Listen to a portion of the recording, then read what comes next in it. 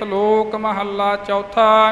ਸਾਧ ਸੰਗਤ ਜੀ, ਜੋ ਸ਼ਬਦ ਹੁਣ ਆਰੰਭ ਹੋ ਰਿਹਾ ਹੈ ਸ਼ਲੋਕ, ਜਿਵੇਂ ਗਿਆਨੀ ਜੀ ਨੇ ਪਹਿਲਾਂ ਵੀ ਆਪ ਜੀ ਨੂੰ ਦੱਸਿਆ ਕਿ ਇਸ ਵਾਰ ਦਾ ਜਿਹੜਾ ਪ੍ਰਕਰਣ ਹੈ ਸ਼ਲੋਕਾਂ ਦੇ ਸਮੇਤ, ਚੌਥੇ ਪਾਤਸ਼ਾਹ ਜੀ ਨੇ ਉਹ ਵਾਰਤਾ ਉਚਾਰਨ ਕਰਦਿਆਂ ਹੋਇਆਂ ਲਿਖਿਆ ਹੈ ਕਿ ਜੋ ਸਤਿਗੁਰਾਂ ਦੀ ਨਿੰਦਾ ਕਰਦਾ ਹੈ ਜਾਂ ਗੁਰੂ ਘਰ ਦੇ ਨਾਲ ਕੋਈ ਮੱਥਾ ਲਾਉਂਦਾ ਹੈ ਜਾਂ ਗੁਰੂ ਕਾ ਬੁਰਾ ਚਿਤਵਦਾ ਹੈ, ਉਸ ਨੂੰ ਆਖਰ ਮੂਧੇ ਮੂੰਹ ਢਹਿਣਾ ਪੈਂਦਾ ਹੈ। ਮਰਵਾਹੇ ਖੱਤਰੀ ਗੋਇੰਦਵਾਲ ਦੇ ਰਹਿਣ ਵਾਲੇ ਗੁਰੂ ਘਰ ਨਾਲ ਈਰਖਾ ਕਰਦੇ ਨੇ। ਕਦੇ ਸਤਿਗੁਰੂ ਅੰਗਦ ਦੇਵ ਜੀ ਦੀ ਸ਼ਰਨ ਵਿੱਚ ਗੋਂਦੇ ਖੱਤਰੀ ਨੇ ਆ ਕੇ ਬੇਨਤੀ ਕੀਤੀ ਸੀ ਕਿ ਮੈਂ ਨਗਰ ਵਸਾਉਣਾ ਚਾਹੁੰਦਾ ਹਾਂ, ਪਰ ਗੁਪਤ ਸ੍ਰਿਸ਼ਟੀ ਭੂਤ ਪ੍ਰੇਤ ਵਸਾਉਣ ਨਹੀਂ ਦਿੰਦੇ, ਕੰਧਾਂ ਉਸਾਰੀਆਂ ਜਾਂਦੀਆਂ, ਉਹ ਢਾਹ ਜਾਂਦੇ ਨੇ, ਆਪ ਜੀ ਕਿਰਪਾ ਕਰੋ। ਸਤਿਗੁਰੂ ਅੰਗਦ ਦੇਵ ਜੀ ਨੇ ਆਪਣੀ ਹਜ਼ੂਰੀ ਵਿੱਚ ਸੇਵਾ ਕਰਦੇ ਹੋਏ ਸਤਿਗੁਰੂ ਅਮਰਦਾਸ ਜੀ ਨੂੰ ਆਪਣੇ ਹੱਥ ਦੀ ਇੱਕ ਸੋਟੀ ਦੇ ਕੇ ਭੇਜਿਆ ਸੀ, ਜਾਓ ਜਿੱਧਰ ਇਹ ਸੋਟੀ ਕਰੋਗੇ ਉੱਧਰ ਇਹ ਗੁਪਤ ਸ੍ਰਿਸ਼ਟੀ ਜਿਹੜੇ ਭੂਤ ਪ੍ਰੇਤ ਨੇ ਭਾਜੜਾਂ ਪੈ ਜਾਣਗੀਆਂ। ਇਉਂ ਸਤਿਗੁਰੂ ਅਮਰਦਾਸ ਸਾਹਿਬ ਮਹਾਰਾਜ ਜੀ ਉੱਥੇ ਪਹੁੰਚੇ। ਇਹ ਜਿਹੜਾ ਥੇ ਬਣਿਆ ਹੋਇਆ ਨਗਰ ਸੀ, ਇਸ ਨੂੰ ਸਤਿਗੁਰੂ ਅਮਰਦਾਸ ਜੀ ਨੇ ਕਿਰਪਾ ਕਰਕੇ ਵਸਾਇਆ। ਸੋਹਣੀ ਨਗਰੀ ਵਸ ਗਈ, ਚੰਗੀ ਚਹਿਲ ਪਹਿਲ ਹੋ ਗਈ। ਸਮਾਂ ਆਇਆ ਸਤਿਗੁਰੂ ਅਮਰਦਾਸ ਜੀ ਗੁਰਤਾ ਗੱਦੀ 'ਤੇ ਸੁਭਾਏਮਾਨ ਹੋਏ ਅਤੇ ਸ੍ਰੀ ਗੋਇੰਦਵਾਲ ਸਾਹਿਬ ਜੀ ਨੂੰ ਹੀ ਗੁਰਮਤਿ ਪ੍ਰਚਾਰ ਦਾ ਧੁਰਾ ਬਣਾ ਕੇ, ਸਿੱਖੀ ਦਾ ਧੁਰਾ ਬਣਾ ਕੇ ਆਪ ਜੀ ਨੇ ਸਤਿਗੁਰੂ ਨਾਨਕ ਦੇਵ ਜੀ ਦੀ ਵਿਚਾਰਧਾਰਾ ਨੂੰ ਪ੍ਰਚਾਰਿਆ, ਪ੍ਰਸਾਰਿਆ। ਇੱਥੇ ਮਹਾਰਾਜ ਜੀ ਨੇ ਇਹ ਵੀ ਬਚਨ ਕਰ ਦਿੱਤਾ ਸੀ ਕਿ ਜਿੰਨਾ ਚਿਰ ਅਸੀਂ ਸਰੀਰਕ ਰੂਪ ਵਿੱਚ ਮੌਜੂਦ ਹਾਂ, ਉਹਨਾਂ ਚਿਰ ਕਾਲ ਇਸ ਨਗਰ ਦੀ ਜੂਹ ਵਿੱਚ ਪੈਰ ਨਹੀਂ ਪਾ ਸਕੇਗਾ। ਜਿੰਨਾ ਚਿਰ ਸਤਿਗੁਰੂ ਅਮਰਦਾਸ ਜੀ ਨੇ ਆਪਣਾ ਸਰੀਰ ਕਾਇਮ ਰੱਖਿਆ ਨਾ, ਆਪਣੇ ਸਰੀਰਕ ਰੂਪ ਨੂੰ, ਉਹਨਾਂ ਚਿਰ ਗੋਇੰਦਵਾਲ ਦੀ ਜੂਹ ਵਿੱਚ ਕੋਈ ਮਨੁੱਖ ਤਾਂ ਕਿ ਕੋਈ ਪਸ਼ੂ ਪੰਛੀ ਵੀ ਨਹੀਂ ਸੀ ਮਰਿਆ। ਇਉਂ ਕਾਲ ਨੂੰ ਪੈਰ ਨਹੀਂ ਸੀ ਪਾਉਣ ਦਿੱਤਾ ਤੀਸਰੇ ਪਾਤਸ਼ਾਹ ਜੀ ਨੇ। ਇਉਂ ਵੀ ਇਸ ਨਗਰ ਦੇ ਵਿੱਚ ਰੌਣਕ ਬਹੁਤੀ ਜ਼ਿਆਦਾ ਵਧੀ। ਗੋਂਦੇ ਖੱਤਰੀ ਦੀ ਆਪਣੀ ਔਲਾਦ ਤਾਂ ਕੋਈ ਨਹੀਂ ਸੀ, ਪਰ ਉਸਨੇ ਆਪਣੇ ਇੱਕ ਭਤੀਜੇ ਨੂੰ ਆਪਣਾ ਮੁਤਬੰਨਾ ਪੁੱਤਰ ਬਣਾ ਕੇ, ਗੋਦ ਲਿਆ ਹੋਇਆ ਪੁੱਤਰ ਬਣਾ ਕੇ ਪਾਲਿਆ ਸੀ। ਗੋਂਦਾ ਤਾਂ ਸ਼ਰਧਾਵਾਨ ਹੀ ਰਿਹਾ। ਸਮਾਂ ਆਇਆ ਸੋ ਉਹ ਸਤਿਗੁਰੂ ਜੀ ਦੇ ਉਹ ਬਚਨ ਕਰਨ ਤੋਂ ਪਹਿਲਾਂ ਚਲਾਣਾ ਕਰ ਗਿਆ ਸੀ। ਜਦੋਂ ਮਹਾਰਾਜ ਨੇ ਇਹ ਬਚਨ ਕੀਤਾ ਨਾ ਕਿ ਕਾਲ ਇੱਥੇ ਪੈਰ ਨਹੀਂ ਪਾਵੇਗਾ, ਉਹਦੇ ਤੋਂ ਪਹਿਲਾਂ ਹੀ ਗੋਂਦਾ ਚਲਾਣਾ ਕਰ ਚੁੱਕਾ ਸੀ।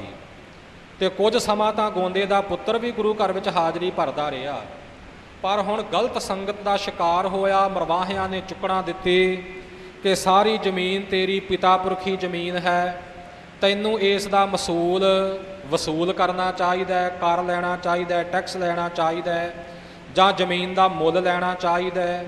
ਉਹ ਚੁੱਕਣਾ ਦੇ ਵਿੱਚ ਆ ਕੇ ਉਸ ਨੇ ਸਤਿਗੁਰੂ ਸੱਚੇ ਪਾਤਸ਼ਾਹ ਜੀ ਕੋਲ ਆ ਕੇ ਆਪਣੀ ਇਹ ਗੱਲ ਕਹੀ ਸੀ।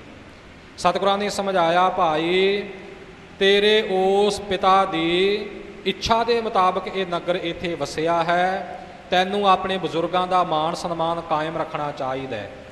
ਅਸੀਂ ਸੰਗਤ ਦੀ ਕੋਈ ਭੇਟਾ ਮਾਇਆ ਧਨ ਦੌਲਤ ਤਾਂ ਪ੍ਰਵਾਨ ਕਰਦੇ ਨਹੀਂ। ਗੁਰੂ ਕੇ ਲੰਗਰ ਖੁੱਲ੍ਹੇ ਚੱਲਦੇ ਨੇ, ਤੂੰ ਵੀ ਛਕ ਲਿਆ ਕਰ, ਤੇਰਾ ਪਰਿਵਾਰ ਵੀ ਛਕ ਲਿਆ ਕਰੇ। ਕਹਿੰਦਾ ਨਹੀਂ ਜੀ, ਮੈਨੂੰ ਤਾਂ ਜ਼ਮੀਨ ਦਾ ਮੁੱਲ ਚਾਹੀਦਾ ਅਤੇ ਜਾਂ ਜ਼ਮੀਨ ਦਾ ਠੇਕਾ ਚਾਹੀਦਾ। ਮਹਾਰਾਜ ਕਹਿਣ ਲੱਗੇ, ਭਾਈ ਮਾਇਆ ਗੁਰੂ ਕੀਆਂ ਸੰਗਤਾਂ ਦੀ ਆਪਾਂ ਓਨੀ ਕੁ ਹੀ ਰੋਜ਼ ਦਿਹਾੜੀ ਪ੍ਰਵਾਨ ਕਰਦੇ ਹਾਂ ਜਿਹਦੇ ਨਾਲ ਇੱਕ ਦਿਨ ਦੇ ਲੰਗਰ ਚੱਲਣ। ਇਸ ਤੋਂ ਵੱਧ ਕੁਝ ਪ੍ਰਵਾਨ ਨਹੀਂ ਕੀਤਾ ਜਾਂਦਾ, ਅਤੇ ਜੇ ਤੂੰ ਇਉਂ ਚਾਹੁੰਦਾ ਹੈ ਤਾਂ ਇਹ ਕਦੇ ਹੋ ਨਹੀਂ ਸਕਦਾ। ਸੋ ਉਸ ਵਕਤ ਹਕੂਮਤ ਦਾ ਡਰ ਦਿੱਤਾ, ਪਰ ਨਿਰਭਉ ਸਤਿਗੁਰੂ ਜੀ ਦੇ ਹਿਰਦੇ ਵਿੱਚ ਕਾਹਦਾ ਡਰ ਹੈ।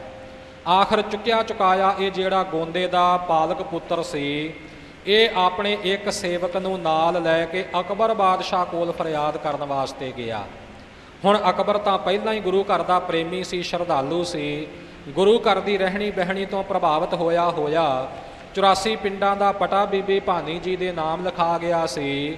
ਉਹ ਸਾਰਾ ਟੈਕਸ ਬਾਬਾ ਬੁੱਢਾ ਜੀ ਵਸੂਲਿਆ ਕਰਦੇ ਅਤੇ ਪਰ ਉਪਕਾਰ ਦੇ ਕਾਰਜਾਂ ਵਿੱਚ ਲਾਇਆ ਕਰਦੇ ਸੀ।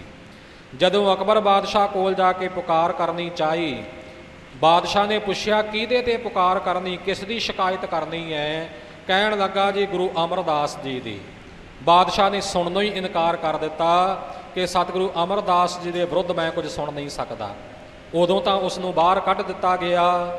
ਫਿਰ ਜਿਹੜੇ ਕੋਈ ਮੰਦੀ ਮੱਤ ਵਾਲੇ ਸਨ, ਉਹਨਾਂ ਨੇ ਕਿਹਾ ਕਿ ਇਉਂ ਕਰ, ਤੂੰ ਆਪਣੀ ਇਹ ਚੰਗੀ ਪੁਸ਼ਾਕ ਜਿਹੜੀ ਪਾਈ ਆ ਇਹ ਲਾ ਕੇ ਕੋਈ ਮੈਲੇ ਕੁਚੈਲੇ ਪਾਟੇ ਪੁਰਾਣੇ ਕੱਪੜੇ ਪਾ ਤੇ ਇਉਂ ਗਰੀਬ ਜਿਹਾ ਬਣ ਕੇ ਬਾਦਸ਼ਾਹ ਦੇ ਦਰ ਤੇ ਜਾ ਕੇ ਦੁਹਾਈ ਦੁਹਾਈ ਇਉਂ ਰੌਲਾ ਪਾ, ਫੇਰ ਬਾਦਸ਼ਾਹ ਪੁਕਾਰ ਸੁਣੇਗਾ।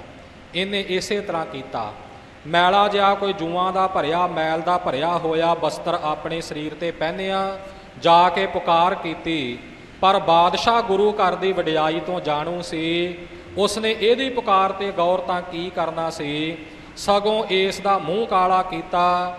ਸ਼ਹਿਰ ਦੀ ਜਿਹੜੀ ਵਿਸ਼ਟਾ ਸੀ, ਮਨੁੱਖਾਂ ਦੀ ਗੰਦਗੀ, ਉਹ ਇਹਦੇ ਸਿਰ ਵਿੱਚ ਪਾਈ। ਬਹੁਤ ਬੁਰੀ ਹਾਲਤ ਫਿਰ ਇਸ ਦੀ ਹੋਈ।